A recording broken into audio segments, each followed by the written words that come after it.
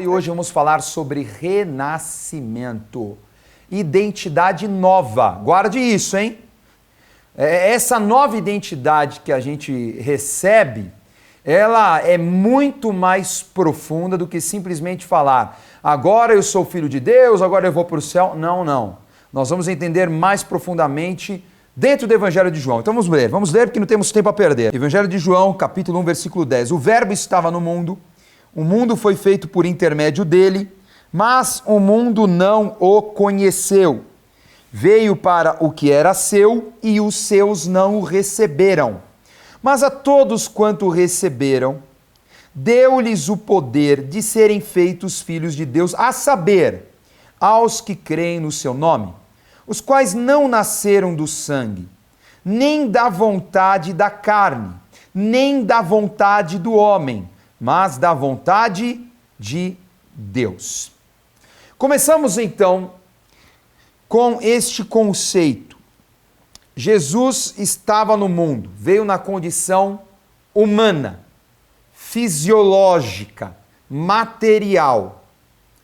E o mundo também foi feito por ele. Ele está se referindo assim: ele veio na condição material, em um mundo material, no mundo que ele criou, que ele conhecia.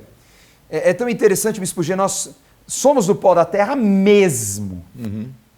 São as cadeias de carbono, oxigênio, nitrogênio, fósforo, enxofre. Né? A cadeia é diferente dos átomos, mas somos os mesmos átomos do pó da terra. Né? Então, Jesus pegou esse material, Deus, né, criou esse material, Jesus, Espírito Santo, óbvio, e nos produziu, nos formatou a sua imagem e semelhança. Uhum. E aí, Bispo G, vem a pergunta: imagem e semelhança física ou espiritual, ou as duas? E aí? Espiritual, obviamente, mas não podemos deixar de lado a física, porque Jesus veio para restaurar aquilo que foi a perda do homem, né? A perda da identidade. E ele veio como um homem. Então ele veio como homem, ele estava, né? Ele era o verbo da criação, falamos sobre isso tudo. Ele estava desde o início e veio o quê? Na mesma condição física que nós, para o quê? Redimir o homem. Então, essa imagem e semelhança, ela é espiritual, mas também, ela num contexto maior, ela estabeleceu um padrão de homem. E esse padrão de homem é Jesus Cristo, Filho de Deus. Ele veio e as pessoas receberam ou não receberam. Assim como todo mundo está assistindo a TV, todos nós aqui estamos gravando.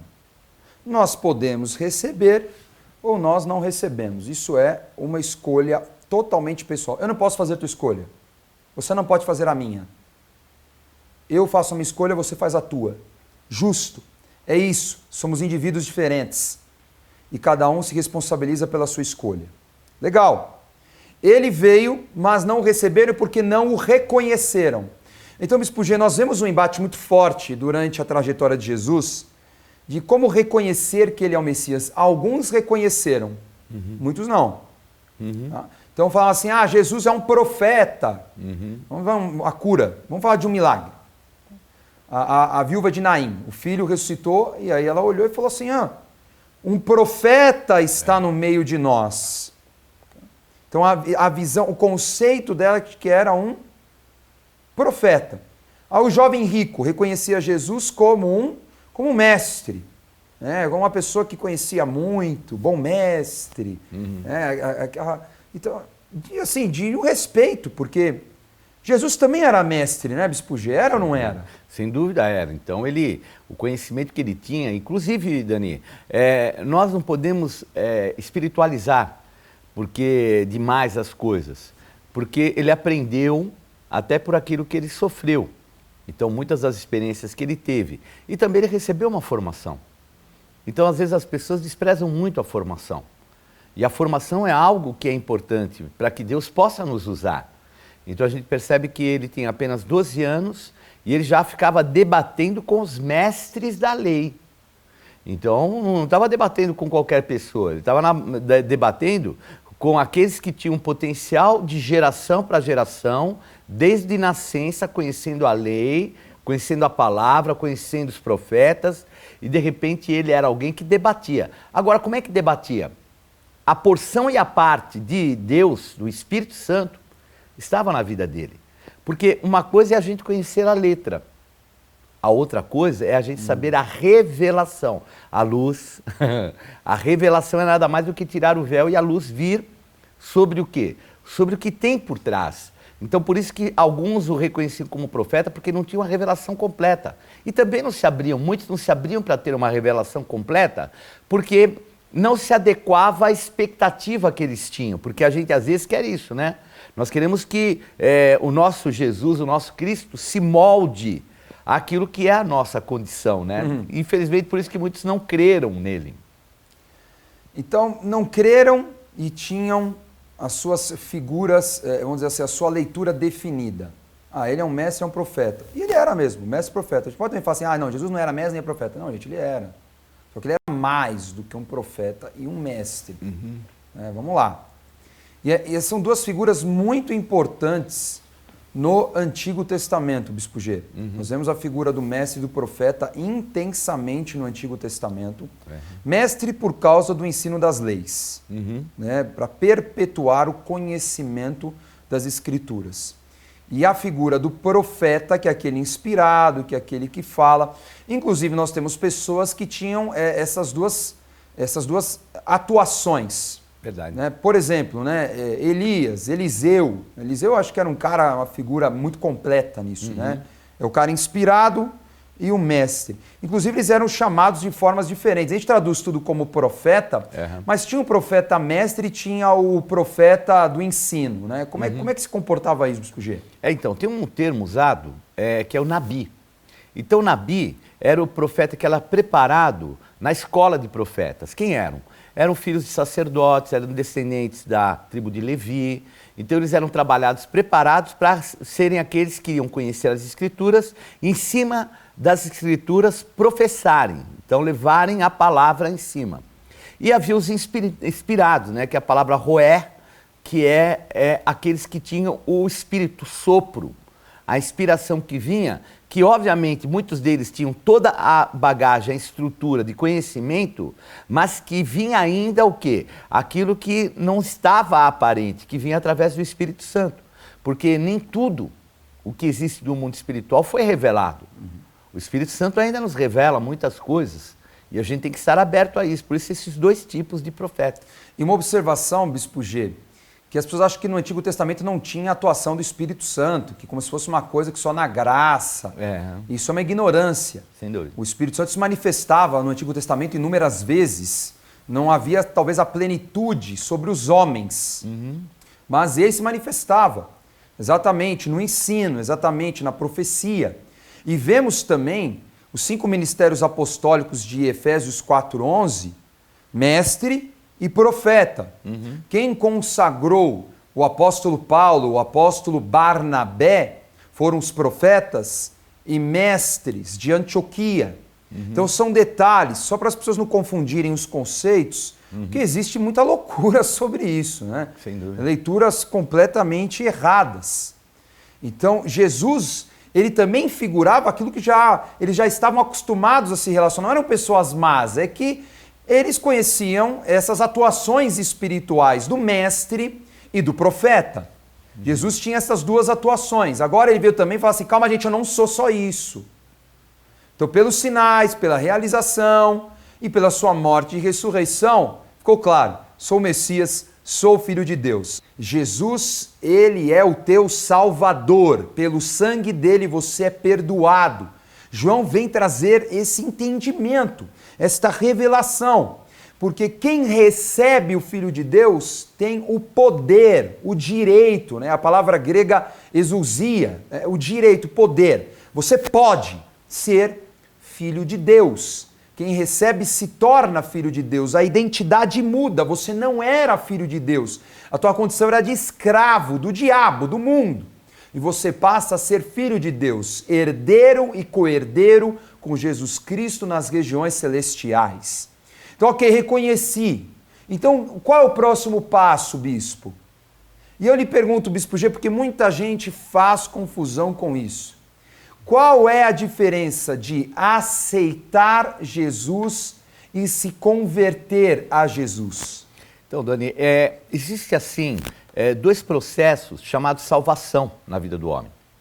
O primeiro processo é a salvação que vem pela fé, quando você crê que Jesus Cristo morreu pelos teus pecados, o pecado original ali é tirado, entre aspas. Você é perdoado do pecado original. Mas há um processo de salvação que nós conhecemos como conversão. Então esse processo começa quando você aceita Jesus como teu Salvador e ele continua o quê? Num aperfeiçoamento. Não no aperfeiçoamento, muitas vezes, que a gente interpreta de algo evoluído, mas de um aperfeiçoamento através do Espírito, de entrega, de fé, de busca.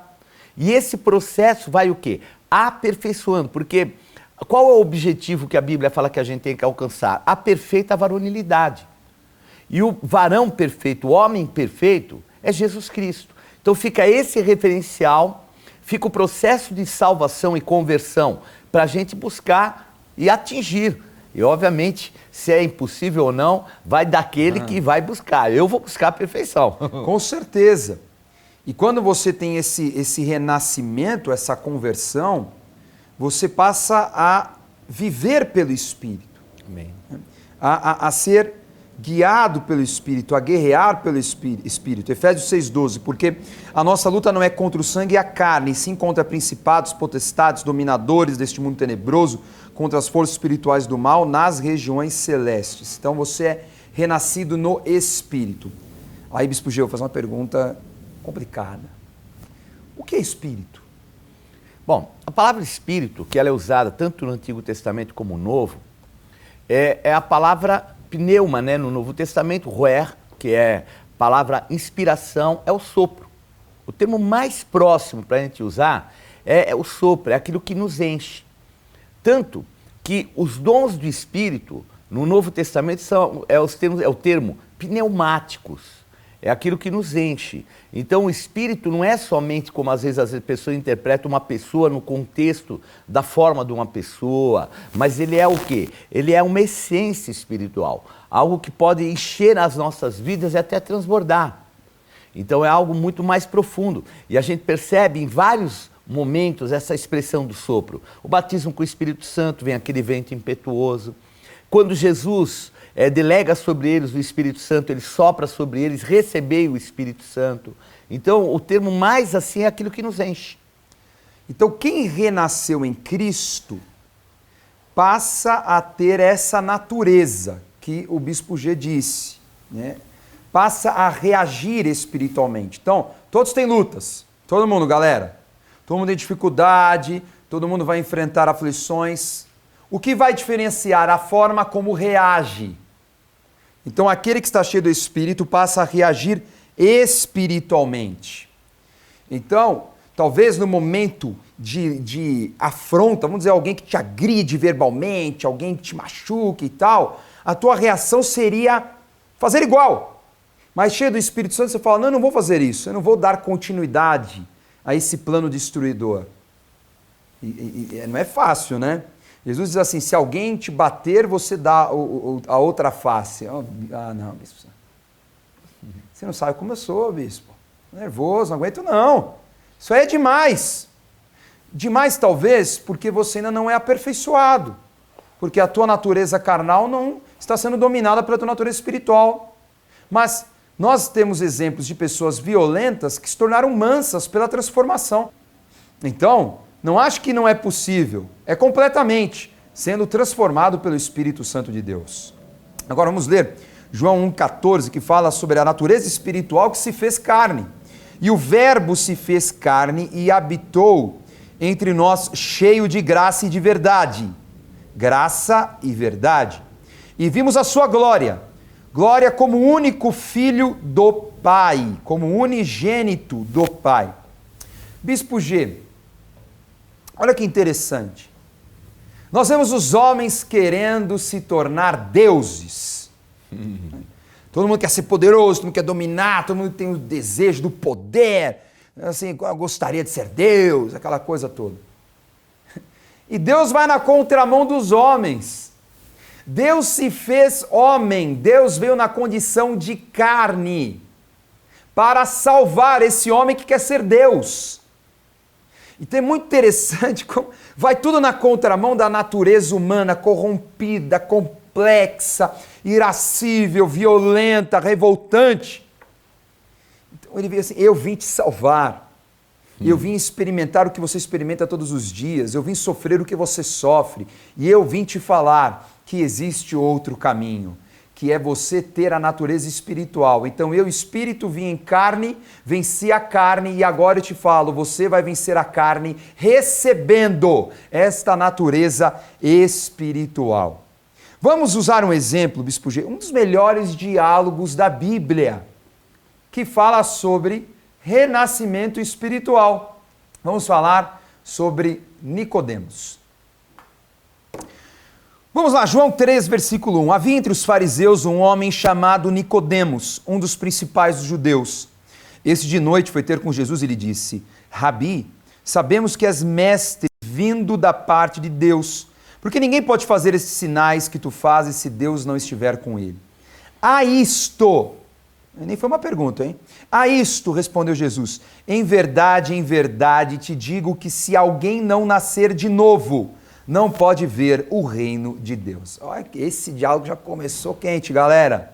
Porque é o seguinte, Nicodemos já não foi na luz do dia, já falou assim, eu vou conversar à noite porque é verdade, está nas trevas mesmo, né? A mente está travada, deu bug no sistema. A verdade é, Nicodemos não entendia as coisas espirituais, tinha medo de falar com Jesus publicamente, porque ele era uma figura super importante na lei de Moisés, ele era um fariseu, ele era um homem que tinha um currículo incrível, ele era um líder entre os judeus. Então imagina, como eu posso falar com Jesus à luz do dia, as pessoas vão achar que agora eu virei do time de Jesus, eu não sou mais do time dos fariseus, agora eu sou do time de Jesus. Então já começa por aí. Para nós entendermos o porquê dos comportamentos de Nicodemos, temos que entender o que é um fariseu.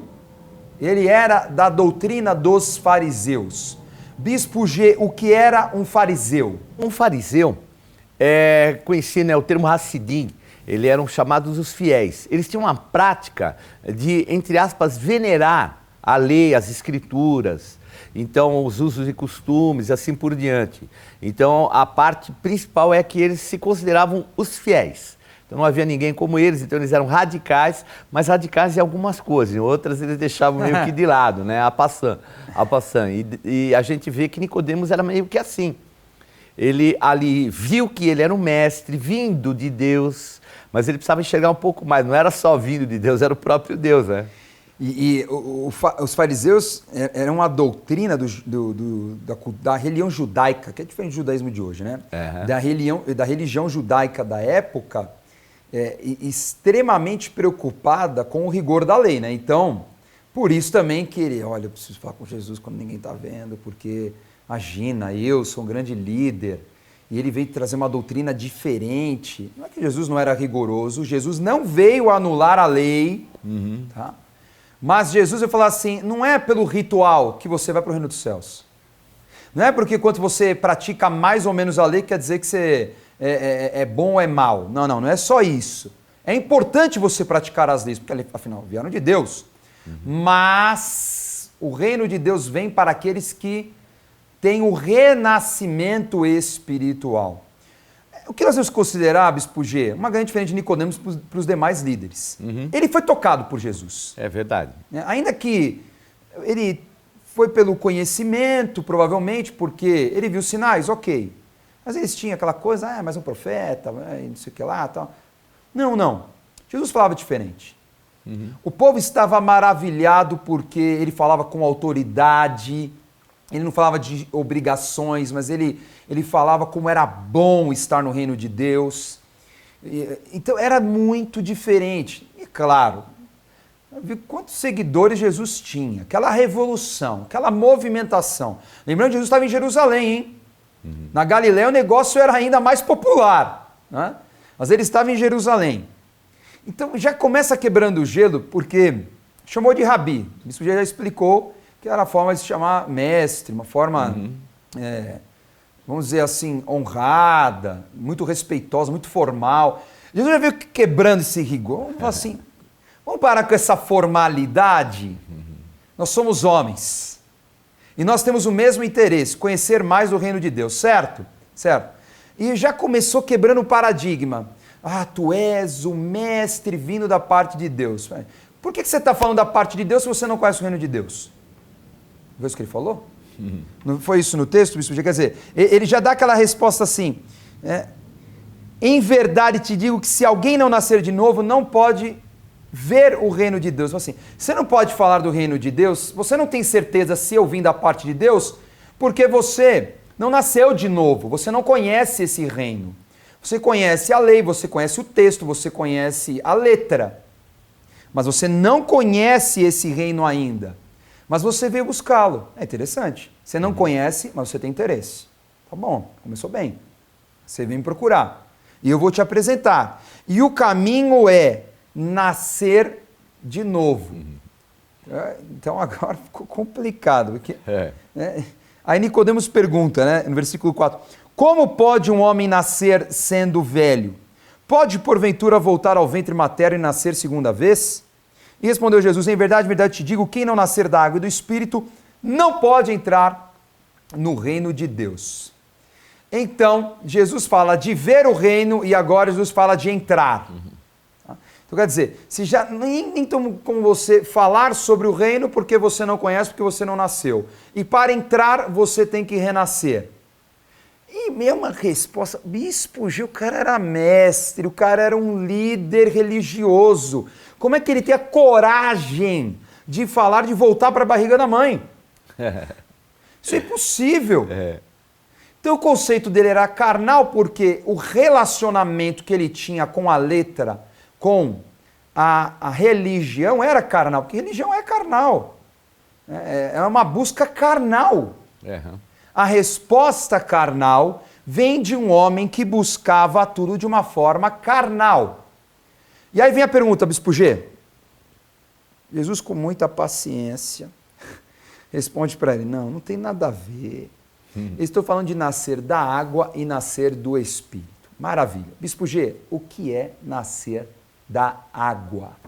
O nascer da água é um contexto aplicado em purificação. A essência da salvação ela é baseada na morte de Jesus pelos nossos pecados. Então a pessoa o quê? Ela passa por um processo de purificação de fé. Mas para você dar continuidade, você tem que o quê? Cheio do Espírito buscar esses valores, os novos valores espirituais, né? Tanto que o próprio Jesus fala, aquele que é carne. Agora, aquele que é Espírito entende as coisas e vive pelo Espírito. E ele não conseguia talvez entender isso, né? O processo dele era cumprimento da lei. Agora não, agora é um momento de fé e um momento de desejar verdadeiramente uma purificação real, ser lavado. Conceitos, sentimentos, familiaridade, costumes. Então a lavagem era bem complicada, né? Então precisava nascer da água, né? Que o símbolo é o batismo. O que é o batismo? É a pessoa que morre para o velho homem, é sepultada nas águas do batismo e renasce para uma nova vida. Então, o símbolo é a água limpa, tira e faz renascer algo novo.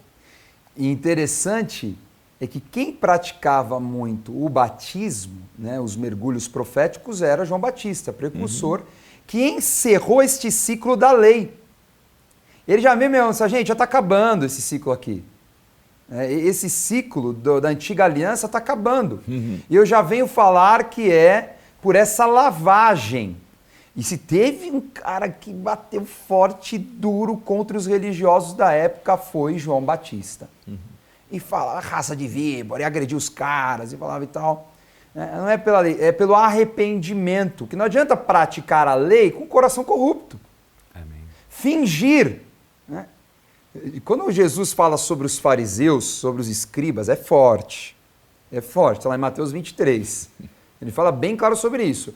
Vocês são engraçados, vocês pregam uma coisa, praticam outra. Vocês falam isso, fazem outra coisa. Né? Todo mundo tem que fazer, vocês não. E se fazem é por uma conveniência, é por um interesse.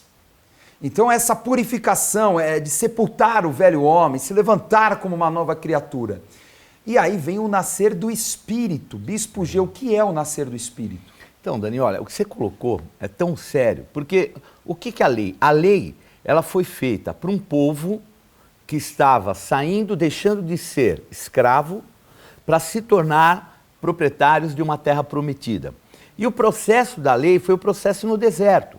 Eles tinham que reaprender, se reorganizar, tornar um exército, tornar conquistadores, quer dizer, tinha um fundamento para aquela época. Agora, o que aconteceu? Os fariseus, eles pegaram a lei, que é algo saudável, e transformaram numa forma de crer. E esse é o perigo.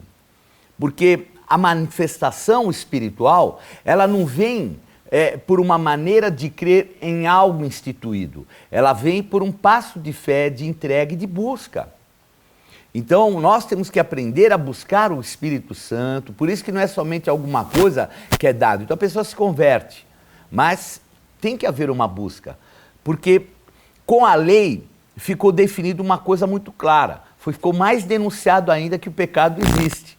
E a única forma do pecado não continuar sobrevivendo em nós é quando a gente busca o Espírito Santo de Deus. A gente deixa as coisas da carne para buscar o Espírito Santo de Deus, e aí não se torna o cumprimento de uma lei ou de uma norma, mas se torna algo que é o quê? Agradável você fazer, que te aproxima mais de Deus, que te faz ter uma comunhão mais profunda em espírito. E obviamente Nicodemos não entendia isso. Não cogitava isso, né? João 3,6, o que é nascido da carne é carne, o que é nascido do Espírito é Espírito, exatamente o que o Bispo G falou. A natureza espiritual vai fazer com que você tenha reações espirituais e tenha prazer nelas. E ainda diz, não te admires eu te dizer, importa-vos renascer, importa-vos nascer de novo. O vento sopra onde quer, ouves a sua voz, mas não sabes de onde vem, nem para onde vai. Assim é todo o que é nascido do Espírito. Então a comparação do vento, aí volta, né, Bispo G, falar do sopro, da inspiração, daquilo que vem para preencher. Antes estava vazio, agora está cheio. Né? E o que é interessante, ele fala sobre o vento, e o vento, ninguém sabe de onde o vento vem. De onde vem. Nem para onde vai acabar o vento. É um símbolo muito legal de eternidade, né? Não tem início, não tem fim. Mas a gente sabe o quê? Que existe porque você sente, porque você ouve. Muito interessante o detalhe, como isso é sinestésico também. Eu sinto o Espírito Santo. Eu ouço o Espírito Santo. Então tudo mudou. Antes você não via nada, sentia nada. Você agia no teu impulso carnal e falava e brigava e aquela coisa e reagia e era precipitado e era emocional. Agora eu sinto, eu ouço. O Espírito Santo me guia para viver o seu propósito maravilhoso. Então é isso que João vem nos revelar no Evangelho, né? Nos desvendar. Que Jesus veio trazer a maior revelação de todas. Me recebendo, você tem identidade de filho e você tem o que é mais poderoso que eu tenho, que é o Espírito Santo de Deus. O Espírito que foi derramado sobre a carne. Então, a palavra completa assim, que Deus amou muito de tal maneira que deu seu único filho, para que todo que nele crê não pereça, mas tenha a vida eterna, para que tenha uma vida espiritual genuína. Confira a revisão da aula de hoje. Na aula de hoje aprendemos sobre a encarnação de Jesus, que veio ao mundo na condição humana para dar aos homens a condição de serem filhos de Deus como ele. Para esta condição, o homem precisa nascer de novo, na figura dos batismos nas águas e no Espírito Santo. Vimos que nossas reações são espirituais se temos a natureza espiritual renascida. Lembre-se, em Jesus Cristo a sua identidade é de filho de Deus.